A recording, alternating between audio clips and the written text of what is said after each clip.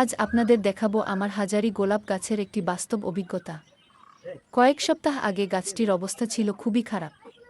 পাতাগুলোতে কালো ও বাদামি দাগ দেখা দিয়েছিল। অনেক পাতা হলুদ হয়ে যাচ্ছিল এবং ফুলগুলোও সুন্দরভাবে ফুটছিল না। আপনারা দেখতে পাচ্ছেন ফুলের পাপড়িগুলো নষ্ট হয়ে যাচ্ছে এবং কিছু ফুলে পোকার আক্রমণের চিহ্ন রয়েছে। এমন অবস্থায় অনেকেই ভাবেন গাছটি হয়তো আর বাঁচবে না। কিন্তু সঠিক সময়ে সঠিক পদক্ষেপ নিলে এমন আক্রান্ত গাছও আবার সুস্থ হয়ে উঠতে পারে। আমি প্রথমে পুরো গাছটি ভালোভাবে পর্যবেক্ষণ করি এবং আক্রান্ত অংশগুলো চিহ্নিত করি। কারণ রোগাক্রান্ত পাতা ও ফুল গাছে রেখে দিলে রোগ আরও দ্রুত ছড়িয়ে পড়ে।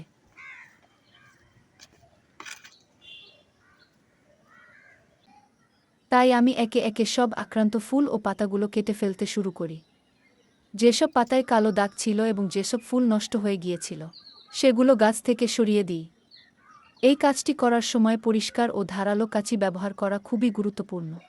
অনেক সময় আমরা আক্রান্ত অংশ রেখে শুধু ওষুধ ব্যবহার করি, কিন্তু তাতে রোগ পুরোপুরি নিয়ন্ত্রণে আসে না।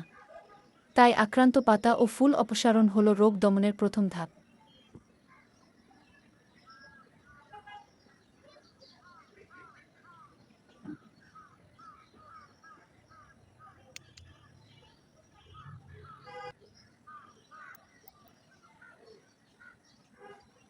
ছাঁটাই করার পর আমি গাছটিকে নিয়মিত পরিচর্যা করেছি।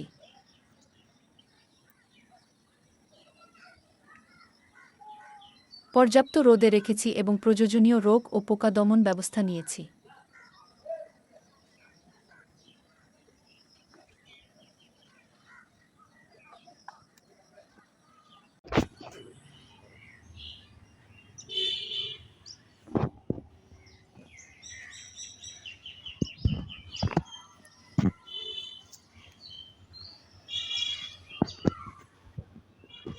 আর এখন আপনারা দেখতে পাচ্ছেন সেই একই গাছের বর্তমান অবস্থা। গাছটি সম্পূর্ণ সুস্থ। নতুন নতুন পাতা এসেছে এবং অসংখ্য ফুল ও কুঁড়িতে ভরে গেছে।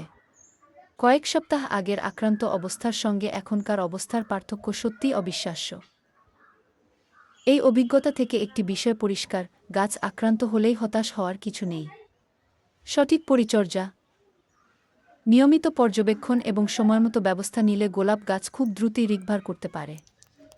ভিডিওটি যদি আপনাদের ভালো লাগে তাহলে অবশ্যই একটি লাইক দিন, কমেন্ট করে জানান আপনাদের গোলাপ গাছে কী ধরনের সমস্যা দেখা দিয়েছে।